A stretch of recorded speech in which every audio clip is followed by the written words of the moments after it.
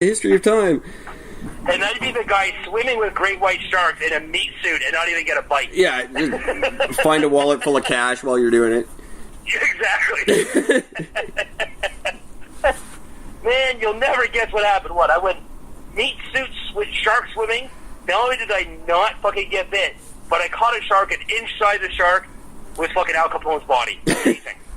I'm now worth $30 million. That's it. I tried the same thing. I found Bin Laden's body. Now I'm in jail. They think I was in on it. Oh, that's so good. He was still alive. I've often wondered that. He's still alive. He's hanging out with you, having a beer. Oh, Jesus. By the way, so just to let everyone know that racism is real.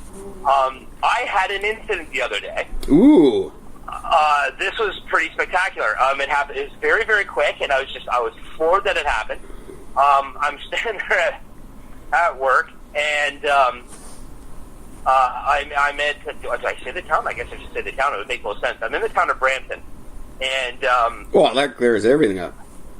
It does if you're around here, because they call Brampton Bramladesh. And it's not considered. The funny thing is, it's not derogatory. That's what the locals call it.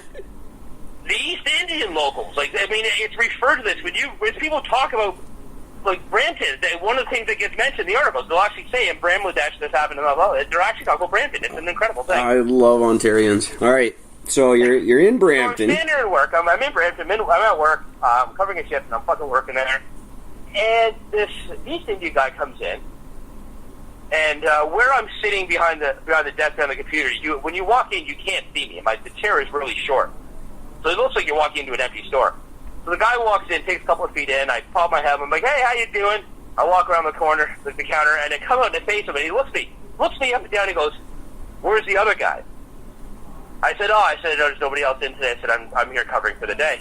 And he goes, yeah, I don't deal with white people. Turns around and walked away. Wow, I thought I was the only one who said that publicly. Right? I'm like, wow, this shit just happened.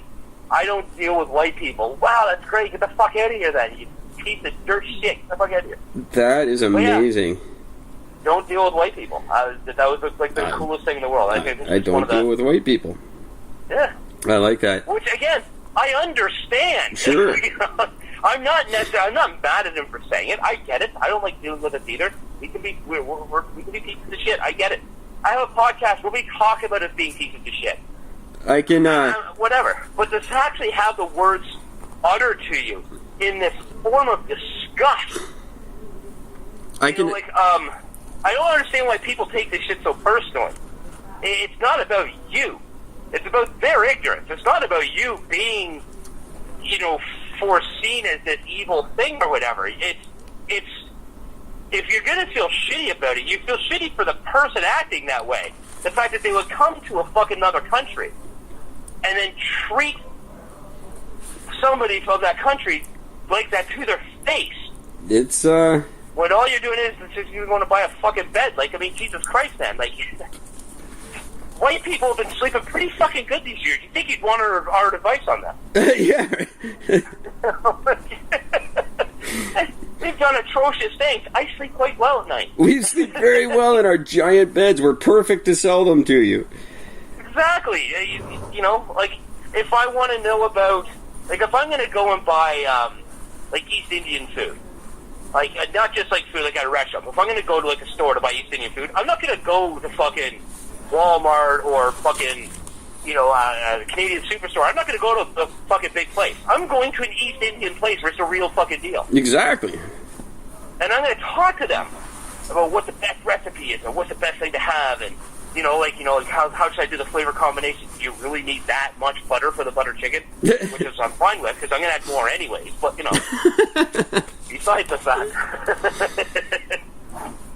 garlic in a recipe calls for one garlic, you get six. Exactly.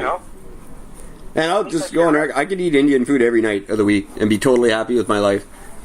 Oh, yeah, I agree. Yeah, fucking Indian food is amazing. And by the way, for those local to BC, North Vancouver, go to Palky's. Oh, Palky's ridiculous. I fucking love that place. It was so good. Good. The only one of the very only official, real, actual dates I had with Aurora's mom was to that restaurant. Oh, really? Oh, I love Palki. I went there. They let me go. They let me go into the kitchen and cook my own naan one time because I ate there so much. Really? It was That's amazing. They let me go in. They've got the big stone oven, and they slap it on the side just like traditional naan. It's really cool. Oh, that's awesome. See, That was a lot of fun. I had a phenomenal experience in that restaurant one night. For the first, every once in a while. I mean, before I was she will remain unnamed. But before I started dating the girl I was with for a while when I was out there, I would go to dinner by myself on a pretty regular basis. I would go to nice restaurants. I'd go to the fine dining fucking restaurant down the end of Lonsdale. I would go to Palki's. I'd go to Miso's. It would be nice. Never been to any one of those restaurants on Lonsdale, by the way. Oh, fuck. I can tell you about every restaurant on Lonsdale. I'm sure you can. But I was sitting in Palki's one night, having a drink with my dinner, having this beautiful fucking meal, and this girl and her father sit down at the table, literally across from me, and she orders a bottle of wine for herself. He's drinking, was he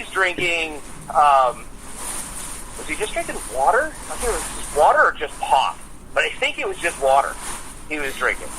And the whole conversation, she was not fucking shy about talking about this. All she was talking about was the fact that he's an alcoholic now, and that he has a problem with drinking, and that it's ruining the family, and it was a whole thing where she's just attacking him. While she's guzzling a bottle of wine. While she's guzzling, not just one bottle, my friend. No, bitch bottle fucking 2 during the meal. That's awesome.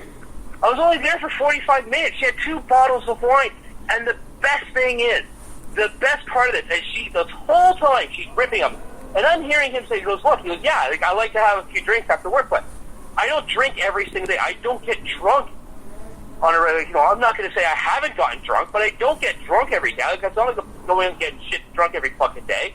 I like to have a few beers. I don't get hammered.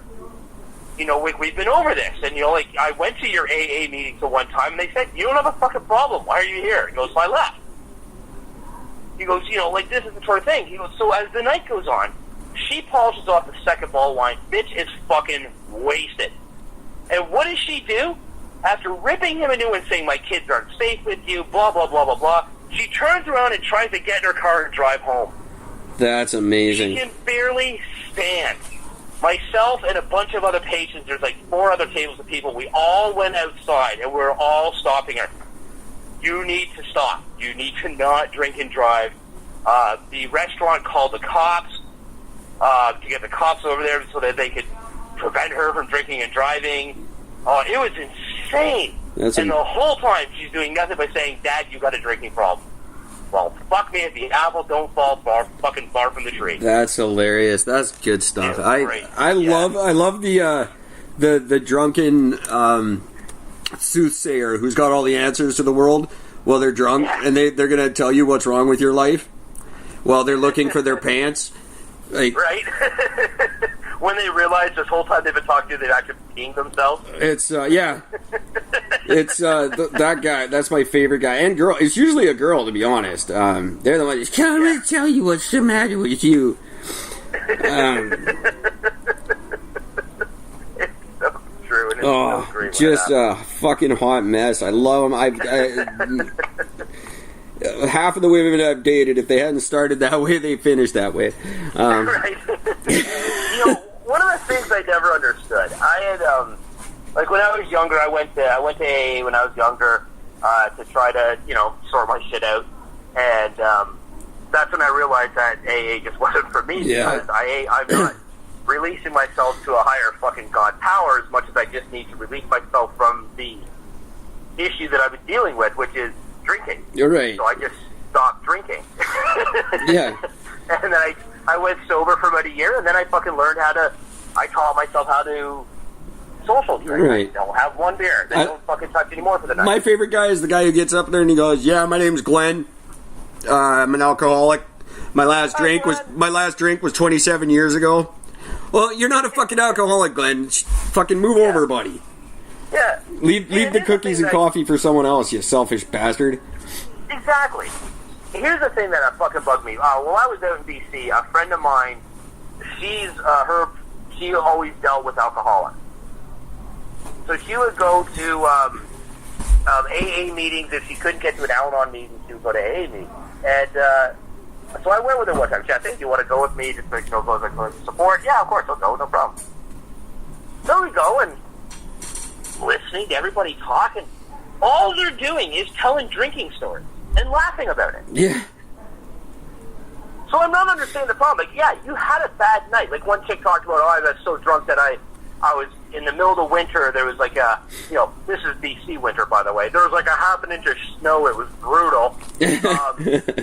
And I'm walking up and down the middle of Lonsdale in my bare feet. Wow. So? And? So you drank too much one night. You think your life was fucking ruined because of this fucking moment? Like, oh, yeah. I mean, but everybody's laughing, and this is the thing I didn't understand. Like, it just, AA always seemed to me just like a bunch of people talking about their fucking happy times of being drunk. Yeah. And then walking out of it being like, God, I miss it. Yeah, pretty much. Well, if that's all you're talking about, of course you fucking miss it. You know what is really fantastic, though, is you can volunteer to host an AA meeting anywhere you want. You can call them and volunteer your services as a host. And so you can have them at your house if you want. And that's a fantastic service. It's even more fantastic when you call him, pretend to be your friend Steve, and volunteer your services to host the AA meeting at his house. Amazing. I might just do that. It's damn good fun. I just get guys sitting there and all night like 24 drunks are banging on his door. I'm here for the meeting? What the fuck are you talking about? Oh my God. That just gave me... Steve doesn't talk to me much anymore, but it's worth it. Oh, I just thought of a great idea. The ultimate fucking... Oh, that's a great prank. I got pranked at work. Oh, really? A few weeks ago. Yeah, I got pranked at work a few weeks ago. And congratulations, they did a great job. What happened was one of our promotional things we had on the front page of our flyer. They said, if you come there, free hot dogs and pop, right? Oh, Jesus. Because it's part of the tent event. So on that one, the introductory day of the tent event, they have tents put up in all this. Now, for the record, this is not in the mattress stores that I work in. This is at the main big giant brick store. They would have a tent set up in the parking lot, and then in that tent they would have a bunch of clearance items or super fucking sale items. I've been to the tent sale. Huh? I've been to the tent sale. I know what it's all about. Okay, so you get it. Yeah, okay. So it's one of those. Well, one of the things they advertise is this fucking hot dogs and pop. So I get a fucking call one day. It's like, hey, do you guys still have the hot dogs there? I'm like, I go, what are you talking about? It's a fucking mattress store, man. Come on. No, you guys. I'm looking at the flyer, and I click at the flyer, and I see that, and I'm like, oh yeah, shit. I said, no, we don't have any hot dogs there. I said, that's at the big brick stores. It was a one day only. That was like 5 days ago. You missed the event. Sorry about that. But they kept persisting. Look, there's like 20 family members. We all want to come down. We all want to have fucking hot dogs, and we're going to buy a bunch of fucking beds. I'm like, well, come on down all you want. I said, but we got no hot dogs. Like, if it means that much, yeah, I'll go to the fucking Walmart. I'll pick up a dozen hot dogs, and I can nuke them for you. And they're like, I just want some hot dogs. And then they would hang up. And then we got like 4 calls in one day from the same chick. And then there was like nothing for a day. Then they'd call again, and then nothing for a couple of days. Then they'd call again. It was getting really frustrating. But it was really funny because every time I would do my best to still customer service them, because I know it's a prank, but they want to see how you're. I'm assuming I started thinking it was head office. They're just trying to see how will people react in such a situation. Yeah. Turns out, no, it's just a different store, and they were just fucking with us.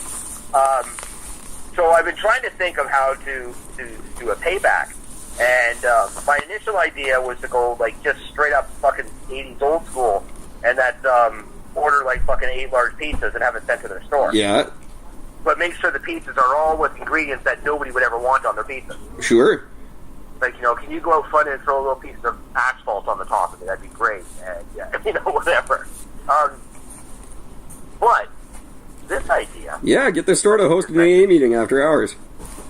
See, that's amazing. Tell people to show up at 7 o'clock when the store closes at 9. Yeah,